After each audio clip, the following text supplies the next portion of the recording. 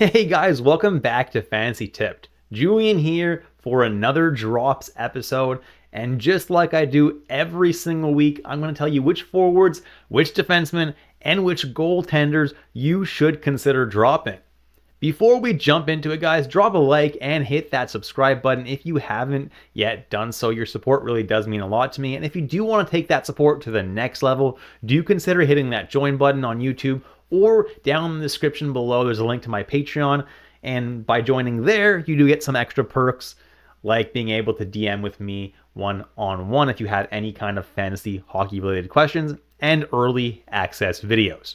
All right, guys, let's jump right into the content now, and let's take a look at which forwards you should consider dropping this week. And first on the list is Ryan O'Reilly of the Nashville Predators, and he has been ice cold as of late.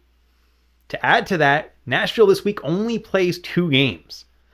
Really not great. I know his deployment is actually still pretty good, playing on the top line and top power play with Forsberg and Stamkos. Like, it's pretty good, but he's not doing a whole lot of anything, and plus he's a natural center, guys, so there's plenty of natural center depth on the waiver wire. Now, I'm not saying he's a drop in every single league. If you're in a deep league, he definitely can be held onto, but in shallower ones, you can let him go and stream someone who's going to be a little bit better for you this week. Nino Niederreiter as well is going to be a drop now. He has been great so far this year, guys, and honestly has way exceeded what anybody expected him to.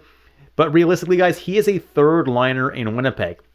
Yeah, he's still going to shoot and going to hit a decent amount, so the floor is going to be okay pretty much the whole year. But realistically, guys, he doesn't need to be owned in more than 50% of leagues. That is for sure. And then I have a trio of Calgary Flames: Jonathan Huberdeau, Igor Sharangovich, and Andrei Kuzmenko. And all 3 of them have been super disappointing this year, and all 3 of them can definitely be dropped in most leagues. Jumping into defensemen, and the first one on this list is another Calgary Flames who started the season off super strong. I kind of advised you guys that he would be a sell high candidate to get rid of him ASAP because he was going to slow down. Why am I dropping him at this point if you can't trade him? Well, he's not a power play 1 defenseman, and he's not doing really that much for you that he needs to be on your team. Again, if you're in a super deep league, probably hang on to him, but in shallower ones, he's an easy drop. He definitely doesn't need to be owned in close to 90% of leagues.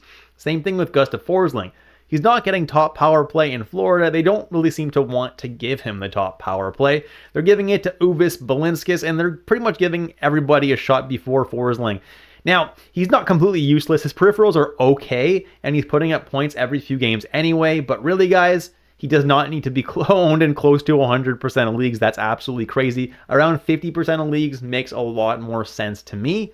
So if you're in a deep one, hang on to him. If you're in a shallower one, there's definitely better defensemen floating around out there. Brady Shea is still 60% owned for some reason, and going into a week where Nashville only plays 2 games, now is the right time to be dropping this guy. He's been doing almost nothing. His peripherals have been terrible. He's not been putting up points. He's an easy drop right now. It's Travis Sanheim is the same kind of thing. He hasn't been doing too bad. So if you are in a deeper league and there's not really any better defenseman available, Sanheim is fine, in my opinion, to keep on your team. But if you are in a shallower one and you want to be streaming someone out there, and just find defensemen out there if you want to replace them with something, Sanheim is droppable in that situation. Now, there's plenty of defensemen I could list on this list, like a Luke Hughes and stuff like that, but I decided to include Matt Waugh here because he is over 10% owned, and he's doing a whole lot of nothing. Last year for the Kings and in previous season, he had been really good with his peripherals.